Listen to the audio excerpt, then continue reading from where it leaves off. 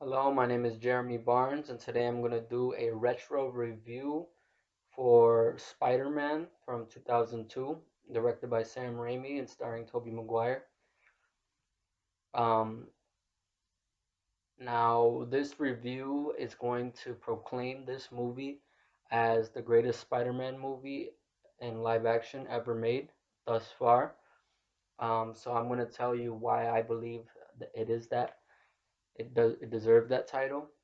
Um, So I'm just gonna go ahead and start with my first reason why I think it's the best Spider-Man movie, and that is that I think out of all Spider-Man movies, it's unique in the sense that it doesn't really fit into any other film genre besides just um, the kind of general superhero slash comic book movie genre. Um, and it's just straight up a Spider-Man movie. Which I personally cannot say the other versions of Spider-Man that have come out are. And what I mean by that, for example, is Andrew's Spider-Man movies I would classify as romance films first, and they just happen to have Spider-Man in them, but they are not necessarily Spider-Man movies or even like a more general just comic book movie. Where Spider-Man 2002 and I would say his entire kind of series, they're just Spider-Man movies, and you can't really classify them into any other genre. And like, yes, this movie does have romance in it, but it's not a romance film. It's just a Spider-Man film that has romance. And then the same could be said about Tom's Spider-Man movies, which are a little bit different because they started out as one thing and then kind of evolved as they went on. But I would say those ones are mostly just high school movies, or like teen movies, you could say, and that was the primary focus, and they just happen to have Spider-Man in them as well. Um, Especially like Homecoming, which was definitely inspired by the Howard Hughes films, like The Breakfast Club. So it was kind of like that with Spider-Man. But as I've said before, Spider-Man from 2002 was just a Spider-Man movie. And they didn't have to worry about trying to be anything else. It was just its own thing, and it was also kind of set the stage for what we kind of know now as the comic book movie genre. Um, so it was big in so many ways, and kind of set the stage for where we are now. The way that I would describe Tobey's Spider-Man movies are that they are character pieces about obviously the titular character of Spider-Man slash Peter Parker, and that's why they can be classified just purely as Spider-Man movies, in my opinion. So yes, they have romance. The first two do have school elements, but he's barely in high school in the first movie. He's a senior and he graduates like pretty early on. And then in the second one, he's in college, which I think that one kind of factored a little bit more of the school life, but as an adult. Um, and then it kind of shifts more to like the work life balance, which is big for Spider-Man at all stages of his life. Um, but the reason this differs is because those things that I just mentioned are not the point of the movie. The point is the character. Um, it's that Peter Parker's life is hard, but he makes it work because that's what it means to be a hero. And he takes everything that he's learned from his aunt and uncle and applies that into his life as Spider-Man, which I think he has considered throughout these movies. Um, and definitely by the end of this first one, his like primary purpose in life, his primary purpose in life. So I'm gonna go on to my second point, which is that as a Spider-Man movie, it's one of the best in terms of depicting the character because this first film especially balances the wisecracking humor of Spider-Man with the personal tragedy of Peter Parker, in my opinion, perfectly, where the other two movies have not been able to kind of replicate. Um, and the reason why I say that is because in two, in my opinion, he gets a little bit too moody as he's caught up over MJ, and eventually, obviously, in that movie, loses his powers. And it's that movie's even crazy because he is the one that rejected her at the end of this first movie, but in that second movie, he's like kind of caught up over it. So it's just like I don't know. Like for me personally, this type of Spider-Man fan I am, it's just too much of that, and I just kind of didn't like his journey in that one as much as I did in this first one. And I like the Spider-Man that I know and love is funny. He cracks jokes. Sometimes they might not land, but in my opinion, they should always be funny. And I think Tobey's Spider-Man in this first movie had that. So in three, he does get some of that back, I think, in the early parts of the movie, like specifically when he fights Sandman for the first time. Um, but later on in the movie, after he gets the symbiote and then kind of enters his emo phase, he becomes the joke instead of cracking the jokes, and that's why it's not as good in my opinion as this first one. Um, and yeah, they just kind of ruined that whole arc after a while. Like there was some really cool elements that they used for that symbiote story, but a lot of it was also kind of like, what the hell are they doing? But anyway, I'm gonna go to my next point on why Spider-Man One is the best Spider-Man movie, and it's a big one. Kind of one of the reasons why I always considered it the best or my favorite, and it's that it has the best villain that any of the movies ever had, and I still stand by that. Green Goblin is not only the best, but I would say the most impactful Spider-Man villain in not just this franchise, but now also in Tom's franchise and when he came back in No Way Home. But in Tobey's three movies, his presence continues to be felt in Spider-Man 2 and 3 with Harry, and then even a little bit in the second movie with Doc Ock, because Doc Ock was like a contemporary of Norman Osborn. Dr. Otto Octavius was. Um, but the major through line is obviously through Harry Osborn himself, his son. He takes them hostage to give Spider-Man that like crazy choice between saving these kids versus saving the woman that he loves. And like that kind of menace is like crazy too, which definitely makes him like one of the most dangerous Spider-Man villains that he's faced in any of the movies.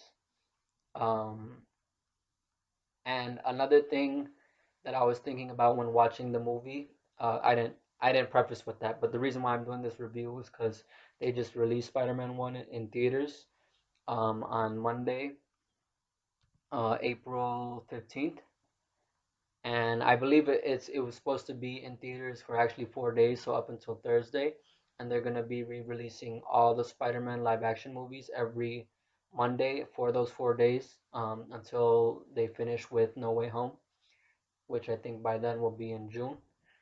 So I watched this first one in theaters, which was my first experience seeing it in theaters, at least that I can recall, because I was a little, like, basically a baby when it came out in 2002.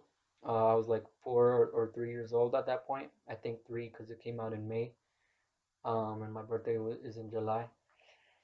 So, yeah, I don't think I watched it in theaters when it came out. If I watched any, it would have been the second one first in theaters. And the one that I like really recall is Spider-Man 3, which was huge for me at that time. But yeah, so when I watched it now in theaters, I had noticed like so many things that I had never noticed before just seeing it on this massive screen, and also just having that theater experience where I'm not on my phone, I'm not doing anything else, just sitting in, zoned in, watching the movie. And it's crazy that Norman is never wrong about anything in the movie, um, which I think kind of factors into Harry's descent throughout the franchise. Um, and like one major part is that he tells Harry in the like Thanksgiving scene that Mary Jane is just using him for money, basically. And it's crazy, but it is actually true because I never get the vibe that she actually ever loved Harry in that first movie. And I feel like when her like choice of romantic partners at that stage of her life was just based off of like kind of necessity. But I don't think she like loved Flash either. She was probably just with him because he was the popular dude and she was the popular girl at school. So they just kind of had to be together as high school students.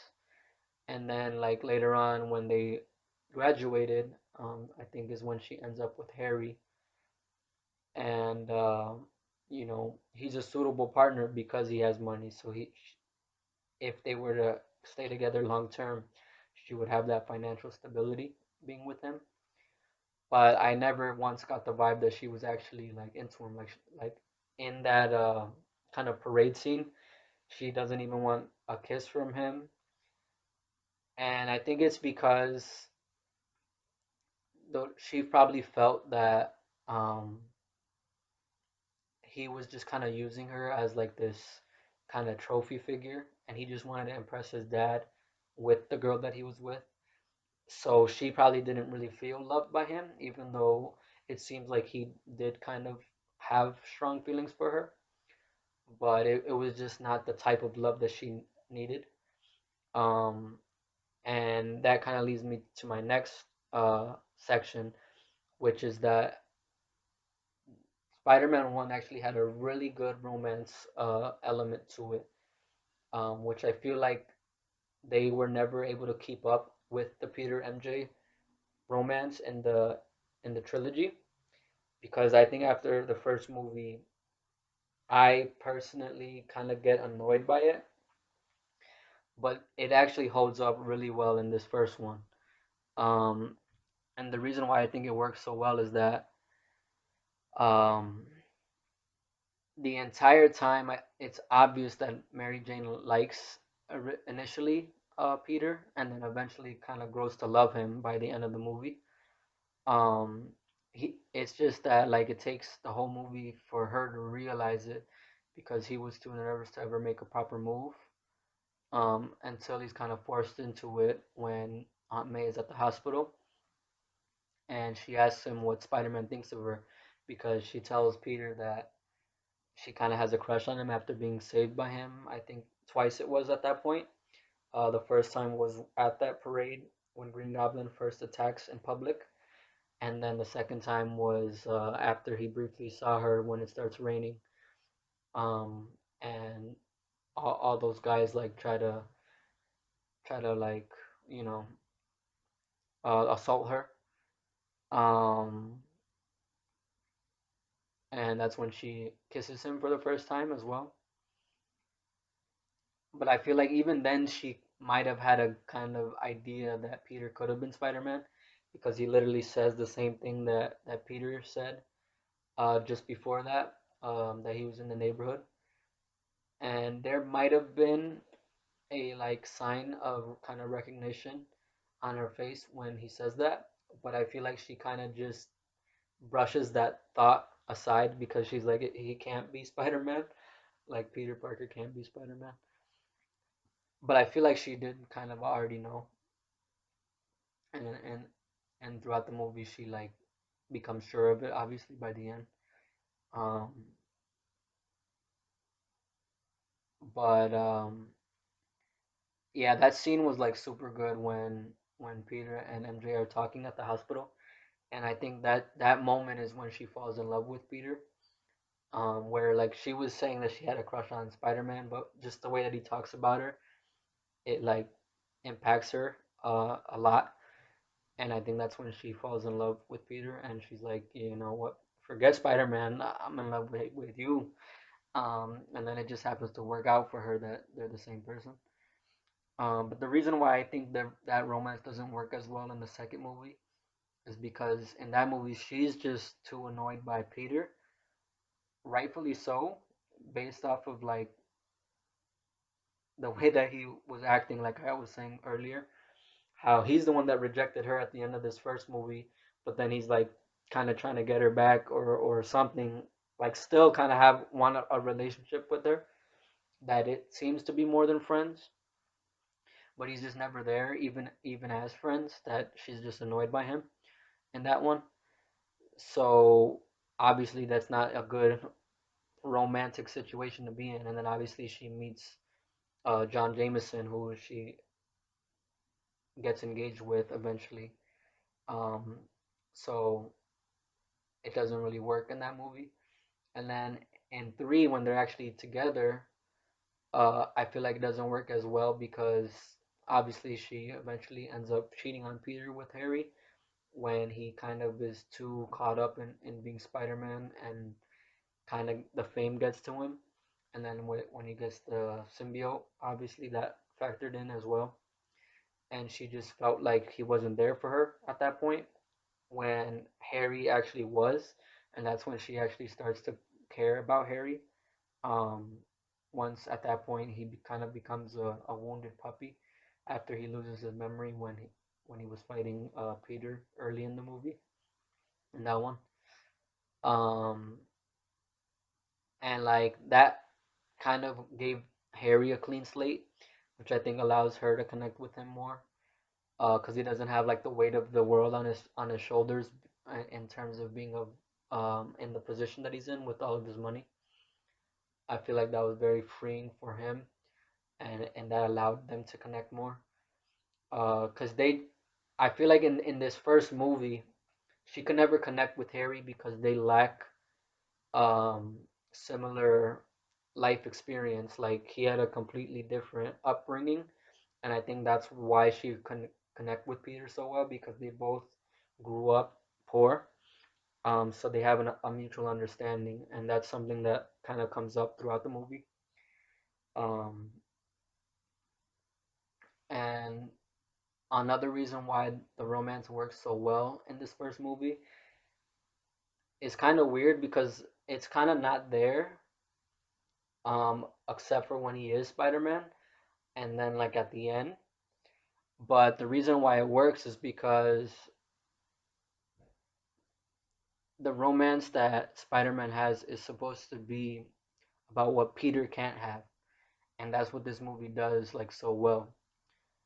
And he's tested with that throughout the movie, and that's not just about romance. It's just like about everything. His personal life versus being a superhero.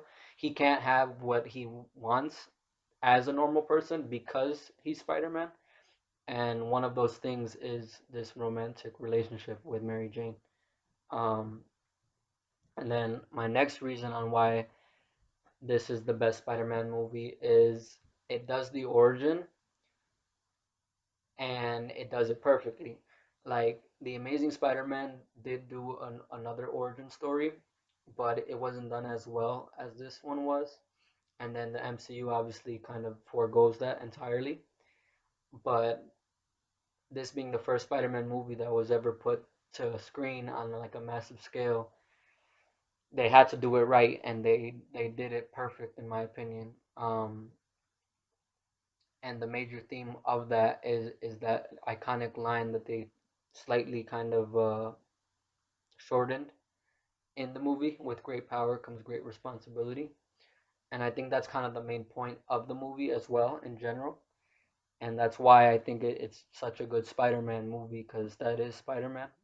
um, and Peter learns that lesson throughout the movie, and he ends it kind of taking it to heart. um, and this first movie, it takes its time with the origin. I would say the entire movie is the origin story. Like he doesn't become Spider-Man fully until the very end of the movie. I think the reason why the Amazing Spider-Man origin doesn't work is because they kind of did it too similar to this one, but not as good.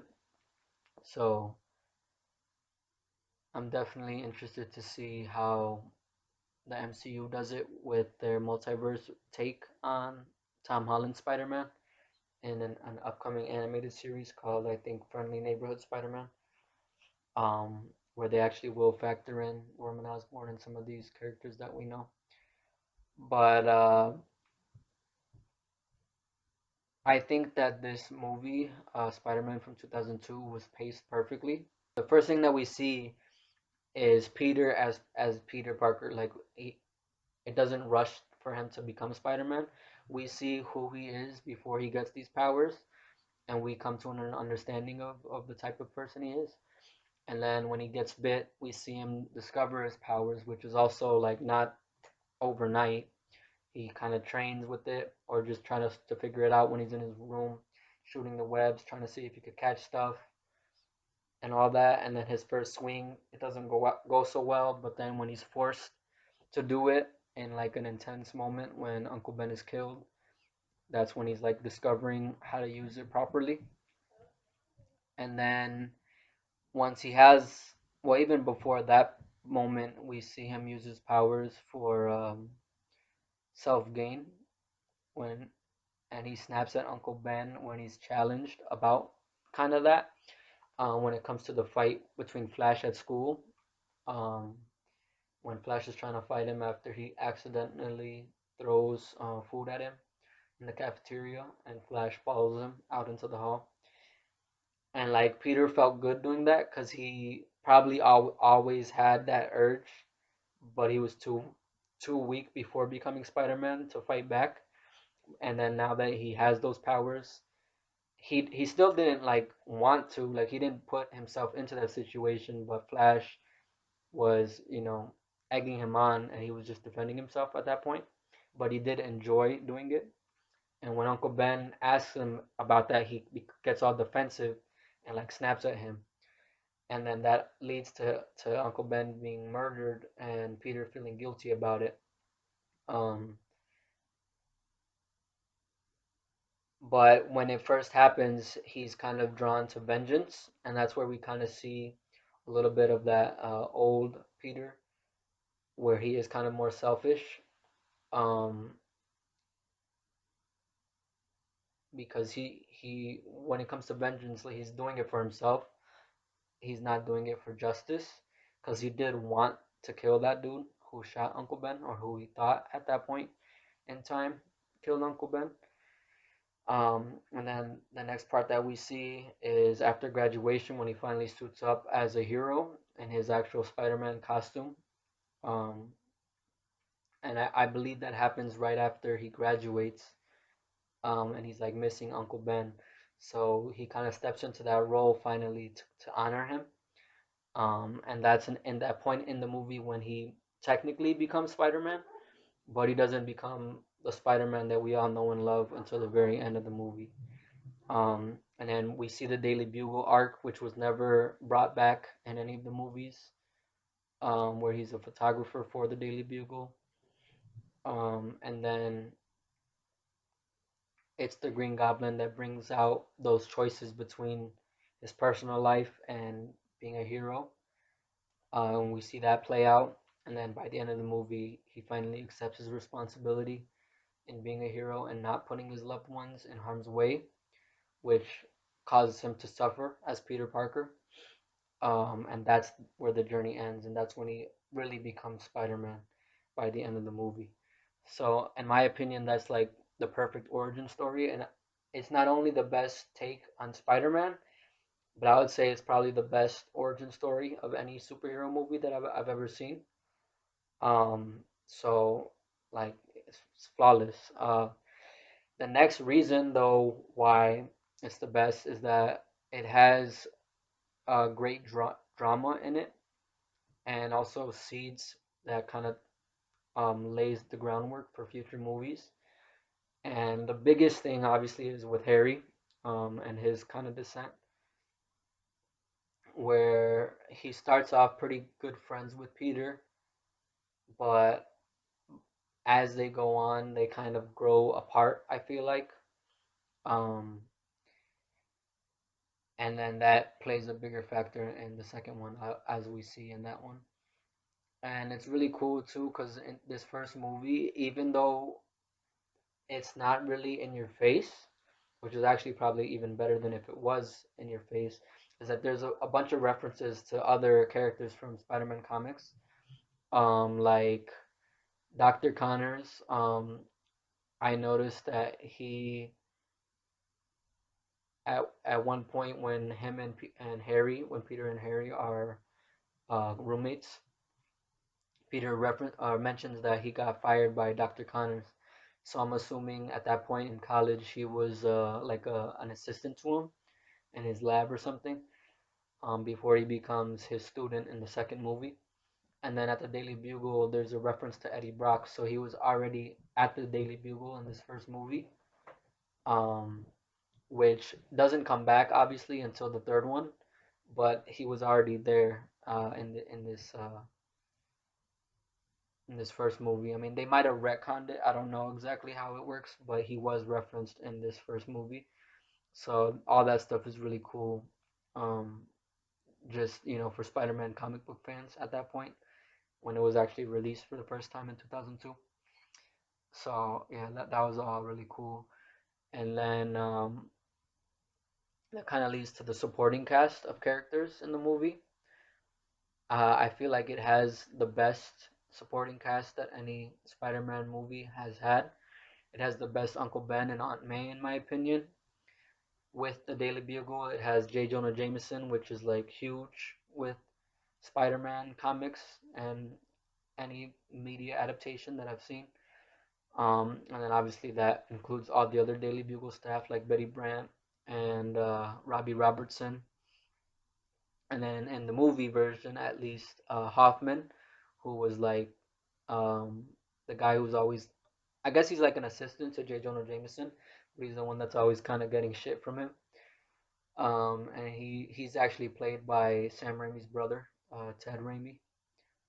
Um, and he comes back throughout the movies, and it's a really funny bit that he has between J. Jonah Jameson. And then this movie also has a really good love interest, as I already mentioned, and best friend dynamic, and then the three of them having like a bit of a love triangle, which makes things really exciting dramatically. Definitely very soap opera-y, um, and that's something that hadn't really ever continued in any other version of the movies. Obviously, they brought that back in Spider-Man 3.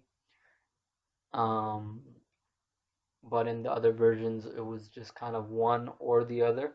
Like I would say, Andrews was more about the romance with Gwen, and then Tom's was more about the friendship with Ned, and the romance wasn't really a big factor until maybe the third one. But even in that one, I feel like that romance wasn't as good. So this first one had it all. And then now, when it comes to like specific credits on the movie, the writing is something I think should be commended. And I didn't know this until now that I like looked it up after seeing it this time. That the writer for this first Spider-Man movie was David Koepp, who never came back to write any other Spider-Man movies, and that's probably why it's the best, and why, in my opinion, the other ones haven't been able to live up to it, because they switched writers and they didn't bring back this person. And he's actually done some really big movies that most people would probably know.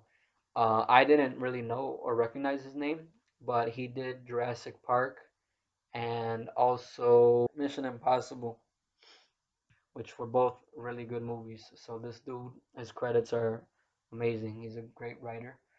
Um, the things that specifically stand out in the writing are the Goblin's dialogue, fucking perfection in my opinion, and then also something that obviously wasn't really intentional at the time, I don't think, but something that still kind of holds up today, in my opinion, is that late 90s, early 2000s cheese, or, yeah, I mean, the cheesy or corny, you could say, lines. It kind of added a humorous element to it. And like I said, I don't know if it was purposely funny at that time, but it definitely is funny now. But it's funny, in my opinion, in a good way. So it actually benefits the movie, and it's not a detriment even watching it now as a modern viewer. And then just that personal drama with Spider-Man and Peter Parker, it was just done so well in this movie. So the way that everything was plotted out was like fucking great writing, in my opinion. So that stands out. The directing obviously stands out. Everybody knows Sam Raimi for this movie. Um, and it still has some of the best shot action in any Spider-Man movie, in my opinion. And the swinging scenes are fucking epic as hell. And even in this first one, like I think they definitely evolved that as the movies went on. Like second one was really cool, but right off the bat, they had some fucking awesome swinging in this one. And surprisingly, they have never, in my opinion, been able to live up to it. The Amazing Spider-Man 2 had some really cool swinging, but the way that this one was shot was just like had that fucking epic feeling to it. Like the Amazing Spider-Man is cool, but it's not epic. So that was cool, and the practical effects also help it hold up to this day. And just like when you see it on in theaters or on any HD format, um, it just looks so fucking crisp. Like there was some CG moments, and I think some of that is with the swinging. Um, but most of the movie, like when it comes to the action, is all practical. So it just looks fucking amazing. And Sam Raimi directed the hell out of it, and he did a great ass job. All of the like transitions are cool, and there's even some like kind of horror elements because he comes from horror that are actually kind of scary, especially with the sound in the movie theater when you have like a good sound system. It could be like a jump scare, so that shit was dope. Um, and then obviously another thing that makes it epic, especially with those swinging scenes, is the music. And man, that fucking opening theme, and hearing that shit in theaters, that's fucking goosebumps. Like, still the best fucking Spider-Man movie theme song. And that's coming from somebody who really liked Michael Giacchino's take on the like cartoon theme song and bringing that to live action in Spider-Man Homecoming, which I think was the best use of it. But this movie theme is still the best Spider-Man movie theme in my opinion. It's so fucking epic. It's so dope. Like, yeah, hearing it come on got me so hyped at the beginning of the movie, seeing it in 3D. And then kind of going back to the visuals, the costumes were fucking great, and the person who designed the costumes, I don't know if they did like the art for it or actually building the costume, but the person who designed it was James Acheson. I don't know if that's how you say his last name. And this Spider-Man movie costume is like still top three in my opinion of all time. I wouldn't call it my favorite, my number one favorite, but it's still top three, and it looks fucking amazing.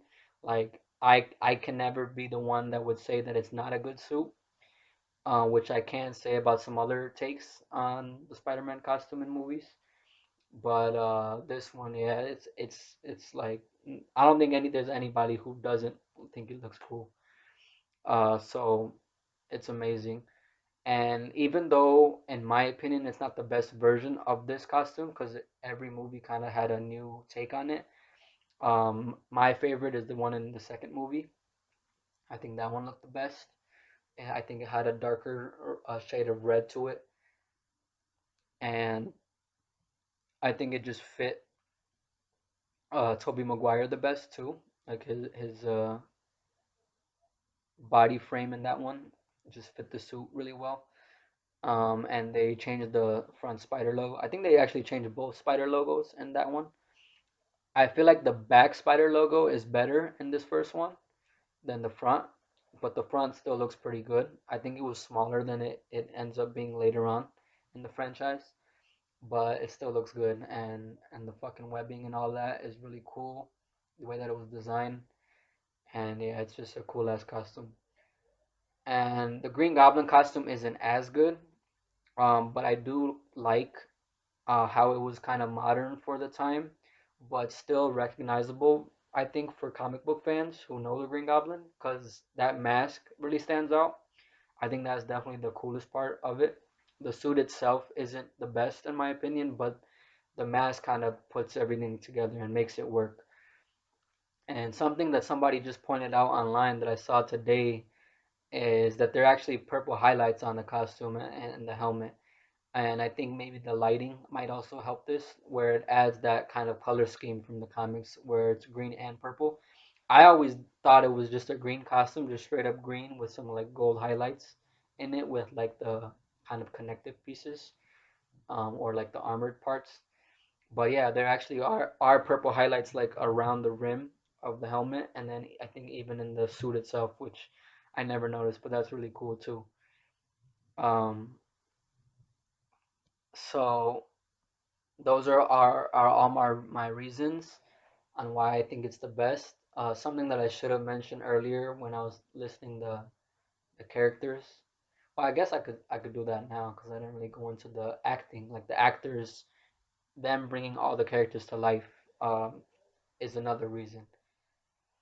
Something that I've always said, and I think a lot of people would say, is that Tobey brought uh like the best Peter Parker to life on film. That like nerdy kid who is just kind of ignored by everybody. And it's always funny to me how even the other, like the nerdy girl, doesn't want to sit next to Peter when he goes on the school bus at the beginning of the movie. Like that's just crazy, but he brought that vibe to the movie or to Peter Parker like perfectly. And I feel like Tom Holland does a good job with that as well, but he's not quite as nerdy as Toby was in this movie, so Toby kind of still takes the cake for his portrayal of Peter Parker. Um, but in my opinion, this is probably James Franco's best role that I've ever seen. He does like a really good job as Harry Osborn in this movie. He brings a lot of depth to his character. Um, and it's a pretty serious role where I've like other James Franco roles that I've seen, he does a lot of comedy. But like in terms of dramatic roles, I think this is probably one of his best that I've seen, if not the best. And then Kirsten Dunst in this movie, I think stands out a lot. A lot of people kind of, from what I hear, like nowadays, or just from what I've heard, they kind of don't really like her take on Mary Jane. But I think in this first movie, she does a phenomenal job. And she also has a lot of depth to her. I think all the characters have really good arcs in the movie, which kind of goes back to that element of those supporting cast.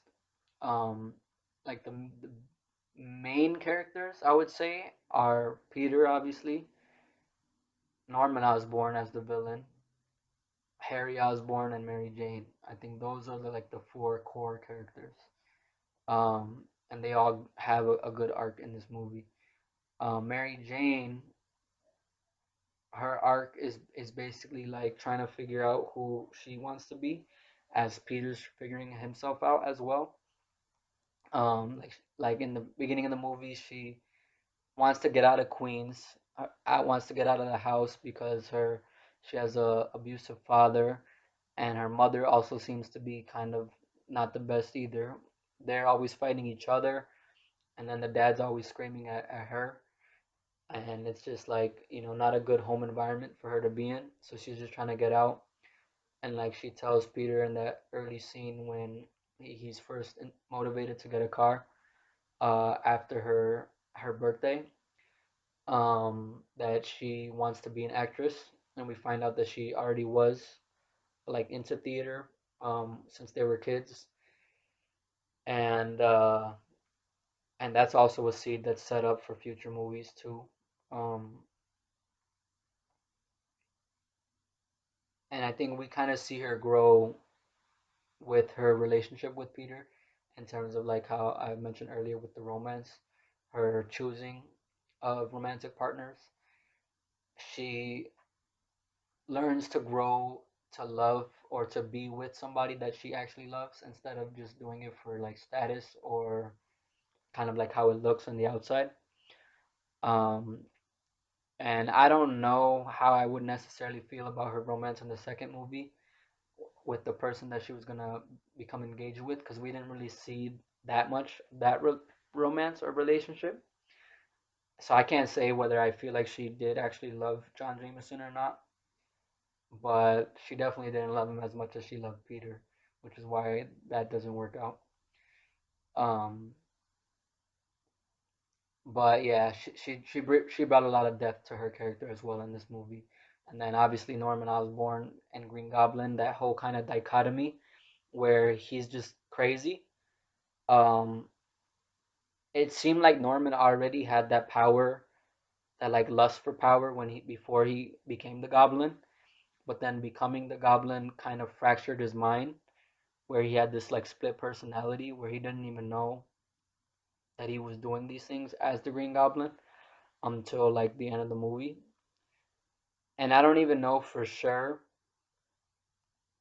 if those two identities fuse by the end or if it's still like separate, because it kind of seemed in that first movie that they were fused by the end, because after Spider-Man's like beating him up and like winning, he kind of goes back to his Norman persona and is like asking him for help, and it seemed genuine.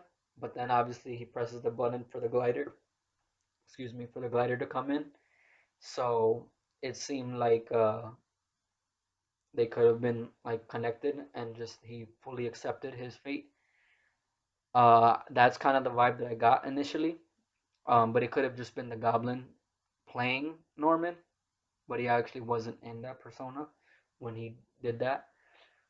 But I think when they brought him back in No Way Home, they did bring back that dichotomy again. So I don't know if those two personalities would have been fused. I feel like they were still kind of separate entities in his mind.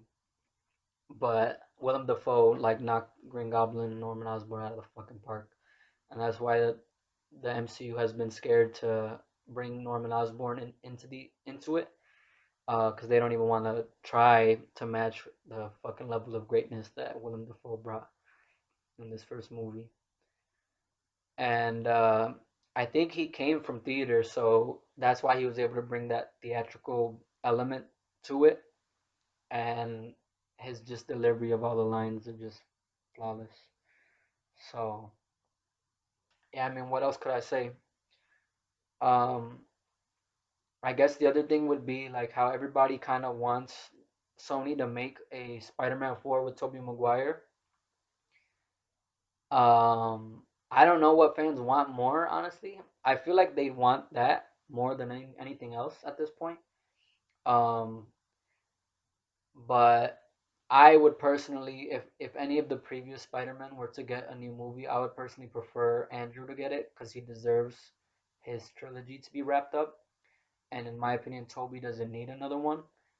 But if they were to do it, I think the best way to go with it would be to make it a more mature story and set it in the present day, like at the point that he goes back to his universe after No Way Home. Um, and for it to be a more mature story, kind of in line with Logan for Wolverine and that franchise. And it doesn't have to be like dark or like rated R like Logan, just a more mature story for adults because Toby is a grown ass man now. Um, so I don't have any specific pitch, but just some ideas that I kind of was forming throughout this viewing of this movie is that when he's first bitten by the spider, they mentioned that there's 15 super spiders. So the one that bit him was only one of 15. So what they could do is in the comics, like later on, they introduced this character called Silk, Cindy Moon, who was a classmate of Peter's, who also got bitten by the same spider. And in Toby's movie, after biting Peter, it doesn't die; it just crawls away. So that same spider could have bitten another student, or they could even make it so that another one of those super spiders bites somebody at a later point in time and creates this Silk character. And I don't know much about her, but I do know that I believe she was kind of captured by the US government and kind of held after gaining her powers. And I'm assuming later on Peter comes across her and like kind of frees her. And they have this like weird chemical connection because they were bitten by the same spider. Which I don't think they'll necessarily adapt that if they were to bring her in. But they have like this pheromonal connection that kind of makes them lust after each other. But they could still do something like a psychic link through the kind of spider sense that spider people have, and that would be kind of a cool new take, especially for this franchise, and it would kind of line up with what we are kind of more familiar with nowadays with superhero movies. Because I don't think it's possible for them to go back to being in the same exact vibe as the original trilogy. Like I just don't think they could do that and like make it transition or work in the modern age. So they, I think it would have to be very different in my opinion. Um, it doesn't have to be like the MCU, but just different from what those first three movies were, and maybe like kind of something in the middle. So that's just one idea. Another idea is that they could bring back some of those other characters from that first movie, like some more of his high school classmates. Like Flash could come back. In the comics, I know he becomes a soldier for the U.S. government, and eventually, in the comics, because Venom never dies, he's one of the hosts of Venom. But I don't think they would do that, and I don't think I would want that either. But they could just bring him back um, as like somebody in Peter's just normal life, because I think in the comics they actually become friends later in life, Peter and Flash. So he could kind of fill that friend role that would be lacking, because Harry died in Spider-Man 3. Um, and it could be like a more mature take where he could be, Flash could be a like retired, or like a veteran, retired from the military, um, and like facing his own struggles and stuff like that. Obviously, Mary Jane would come back and they would still be together. And it would be cool if Peter and Mary Jane were to have a kid, preferably Mayday Parker, like how we saw in Across the Spider Verse with that version of Peter Parker. I think that would be a great story to bring, making Peter a father in live action. That would be cool, and it would be a different take from Tom's version, obviously. Um, I don't know who I would pick for like the villain of the movie. I don't think they could do what they were originally planning on doing with Spider-Man 4 back in the day, which I think was the Vulture at one point. They might have been thinking about Lizard as well, but the reason why we wouldn't need that anymore is because we've seen that in other versions. The Lizard was in The Amazing Spider-Man, and then Vulture was in Homecoming. Um, so we don't need another version of those characters. It would be cool for them to still do the Mysterio thing that I think they were planning to do, where I think at the beginning of the movie that they were originally planning for Spider-Man 4, there was supposed to be like a sequence where Peter stops Mysterio early on and finds out that it's actually Bruce Campbell and that he was playing all these different roles throughout each movie. In the first one, he was the announcer at the wrestling match. In the second one, he was the usher at Mary Jane's concert who wouldn't let Peter in.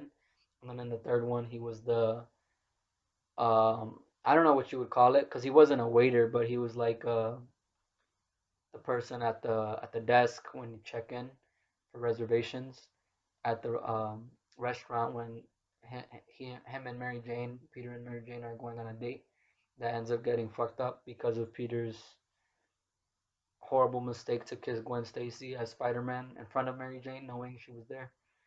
And that was even before he got the fucking symbiote. Um, and that was one of the many factors that fucked up their relationship in that one. But it's like he's been this thorn in mostly Peter Parker's life, but also Spider-Man. And it would be cool if they did bring him into it, that he actually knows that Peter Parker is Spider-Man, and that's why like he was fucking with him. I mean, there's no real reason for why he would, because as far as we know, Spider-Man never did nothing to him, but maybe just like, I don't know. But it would be cool if they brought him back. Because even though we saw Bruce Campbell show up in a Sam Raimi Marvel film when he did Multiverse of Madness, that was a completely different character. I think, um, unfortunately, like I was kind of hoping we it would tie into these Spider-Man movies because it just would have been really cool, but it didn't seem to. So if they brought him back for Spider-Man 4, that would be cool. But I don't think he should be the main villain or anything like that. I think they should do something new with the villain, something we haven't seen yet in any take on the live action movies. But I don't have a personal pick myself. So if you have one, feel free to share your thoughts down below. I'd love to hear what people have in mind for what would be cool to see in terms of what Tobey could face. Back when like Spider-Man 3 first came out, I was thinking they would do Carnage, because that would be like the natural progression after Venom. And like my theory back then was that a piece of Venom survived and it would find a new host with Cletus Cassidy, and that's how Carnage would be formed. But I don't see that happening either, especially because we've already gotten a live action Carnage now in the Venom movies. Um, and yeah, I don't need to see it personally, in my opinion. So I don't think they would do that. Um, so yeah, I literally have no idea, and I would personally save like all the really good villains for Tom's next movie. So they would have to do kind of something cool with it. Um, I don't know. I don't read comics, so I don't know any comic stories that would be a good fit to match that like more mature vibe that I said would be good for it. But if there's a specific villain that would like lend itself perfectly for that, I think that would be who they should pick. The only thing that comes to mind is like Kraven the Hunter, but there's gonna be a Kraven movie, and we recently seen as Spider-Man fans a good Kraven story in the video game Spider-Man 2 on PlayStation 5. So it would just be redundant if they were to do that again. So I don't know who else would be good, but if they were to make it, hopefully they choose a good villain that works for the movie. And if they were to do it, they Sony has to just let Sam Raimi and Tobey Maguire just let them fucking work. Like don't force anything on them. Just find a good writer. It would be awesome if they brought back the writer for Spider-Man 1. I don't know if he would still be like willing to do another comic book movie, but I believe he had a good time making Spider-Man 1, but it would be dope in my opinion if they got James Acheson back to write Spider-Man 4 and like bring it back to the fucking heights that it was when it first came out. Um, yeah, I don't think I have any other thoughts, but